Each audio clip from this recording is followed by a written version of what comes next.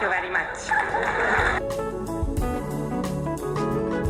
Hey, it's Kaufman is Alive. I look at comic books new and old. Today I'm looking at a new comic, the newest issue of Savage Dragon, issue number 277. This is a $3.99 book by Image Comics. It's written and drawn by Erik Larsen, who's the creator of Savage Dragon. He's written and drawn every single issue. I love this Batman homage cover here. We've got Jackson Dragon and the Bay Guardian, who could equal Batman and Robin here. I like the color palette here on this cover too, the black and red, the white trim on the lettering there. It looks really great. This almost looks like an inverse of the Batman cover, if I remember correctly. I think this one is homaging was a bright yellow cover, and this one is just the spotlight that's yellow and it's got all the black. Looks really great. I like the Bay Guardian's costume as well. He's a San Francisco superhero. So he's definitely got lots of pride, as you can see in his costume. I really love the cape. He's got the San Francisco Bay Bridge there as his insignia on his costume. Kind of an interesting looking mask. But again, we got Erik Larsen doing pretty much everything in this book. Jack Morelli's doing the letters. Nikos Koutis is the colorist, and Mike Torres doing flats here. And of course, it says Josh Eichhorn has insufficient au jus for his French dip. So always something wacky there for Josh, who I think is just, I don't think he actually does anything in Savage Dragon anymore. Erik Larsen just likes to make fun of him in every issue. So we got Savage Dragon. If he does do something, I apologize. Maybe it's something really important that he does do. But anyway, we got Jackson Dragon Unleashed is the title of this issue. He's trying to meet up with Bay Guardian. He's like, Jackson Dragon, what are you doing here? Where's your parents? And then we just get kind of a double splash page seeing what Malcolm Dragon is up to. This is his only appearance in this issue. We got Paul Dragon back here as well, along with Angel Murphy, the new super patriot. Looks like they're beating up a bunch of Nazis. Great double splash page, though. Again, this is Savage Dragon's actual only appearance in this book. But I do wonder if they're kind of setting the stage for maybe one of the new Dragon kids to take over in this book for Malcolm. I wonder if Malcolm will bite the dust sooner or later. Or maybe Paul Dragon will take over and become the new lead character in this book. That would be a really crazy full circle moment if the original Savage Dragon from pre-Image comic books, who is now in this universe, would become the Savage Dragon of the main comics. That would be pretty wild. And it wouldn't surprise me if that's where this is all kind of leading. That's something that happens in the backup story here that kind of leads me to believe that could possibly be the case. We've got this backup story, which I guess I'll just cover right now. It's Ocarina and Serena, a little team up book here. But Mako, who is the Shark Man in Savage Dragon, makes an appearance here, and he basically turns into a good guy in this issue. He was already kind of leaning that way, but he says he really likes being a good guy.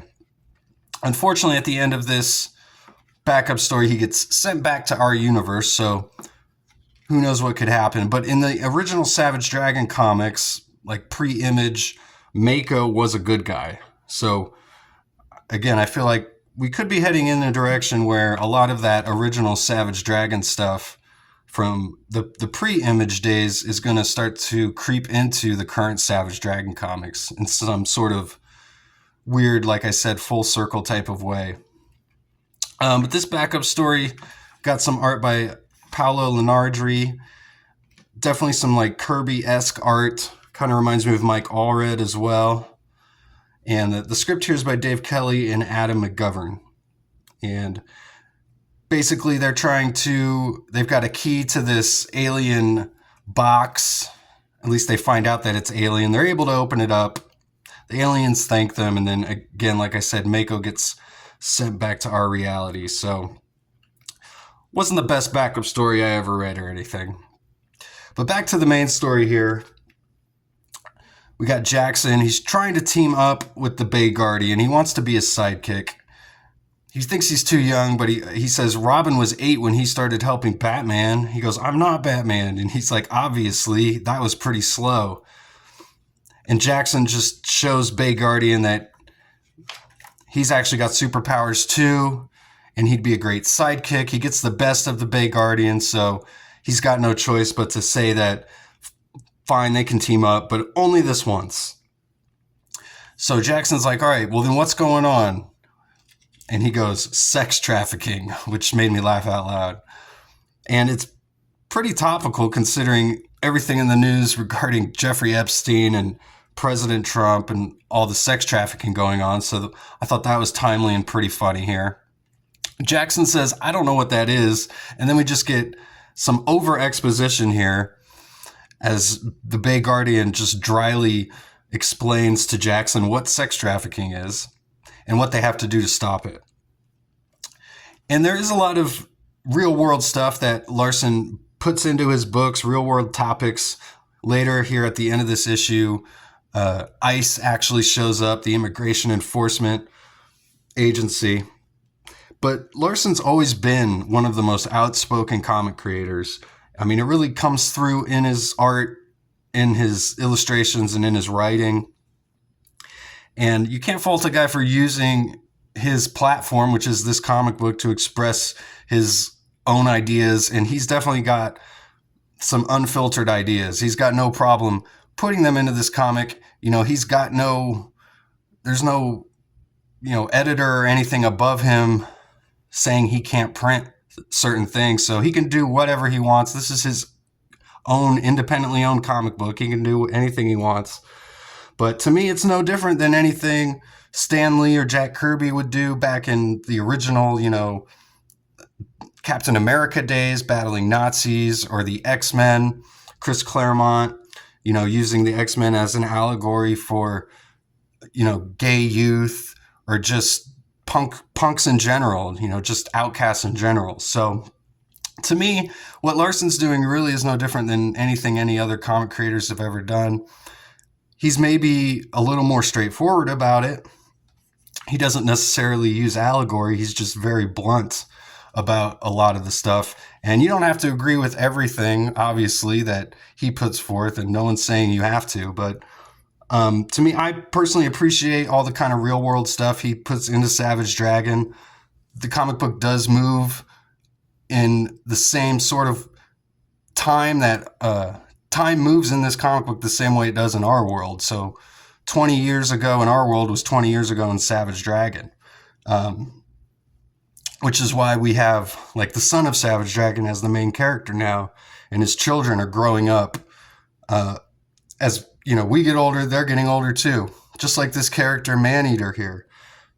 When she first appeared in Savage Dragon number 81, which she brings up here, she was a lot younger. Now she's much older. And her and her partner Gator here, they're basically running this sex trafficking ring, except she's got this mind control power. So they're able to run it pretty easily using their mind control powers to control all the victims here. And then she uses them to fight Jackson and the Bay Guardian once they break into their base. And she actually uses her mind control to mind control Bay Guardian. So we get more Jackson versus Bay Guardian here. Eventually, he just punches her right in the face and kills her. So Gator goes after him. And Gator's explaining that they're actually helping these women. He believes that they're helping them. So like any good villain, he feels justified in what he's doing.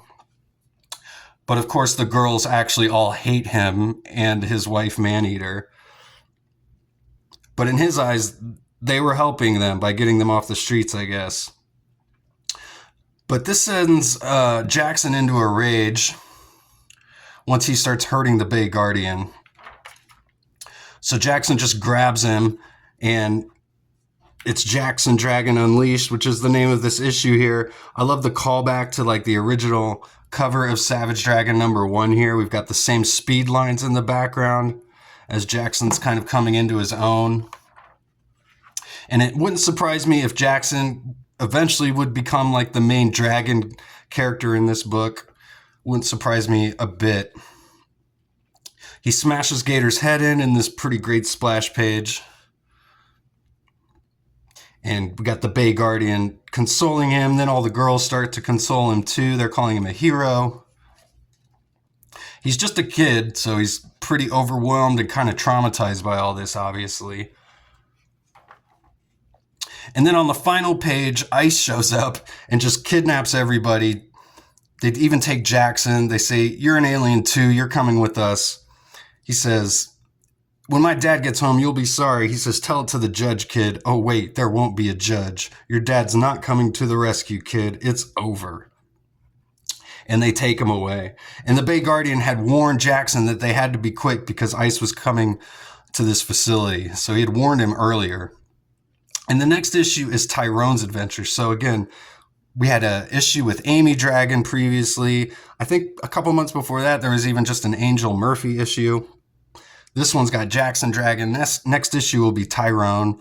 So I like that he's giving each character some story and giving them each their own time to shine here in each of these issues. There's a lot of dangling plot threads, though, that have not been picked up on because, again, we're just following basically one or two characters an issue right now. So there's lots of stuff hanging around on the horizon in Savage Dragon I'm looking forward to once we get back to the main cast. But, of course, we get the Finn Addicts letters page as well. I like this first letter because he's telling Eric Larson he needs to get a hold of Robert Kirkman so that they can put together an adult Savage Dragon TV show, a more adult version, because all we had was, there was one in the 90s, was very much a kid's cartoon. But this letter writer here is asking for a Savage Dragon cartoon in the same vein as Invincible. So he's asking Eric Larson to get Robert Kirkman on that. And Larson says, "Robert Kirkman is a super awesome dude, but I don't think even he can just snap his fingers and get a TV show greenlit." So pretty cool issue. Again, we get a backup story as well. And there's no ads at all in this book, which is always nice. I love Image comics for that reason. Generally no ads, because these are all just self-published independent books. So awesome homage Batman cover here. Really love the cover. And a pretty fun issue. So I recommend all the recent Savage Dragon issues.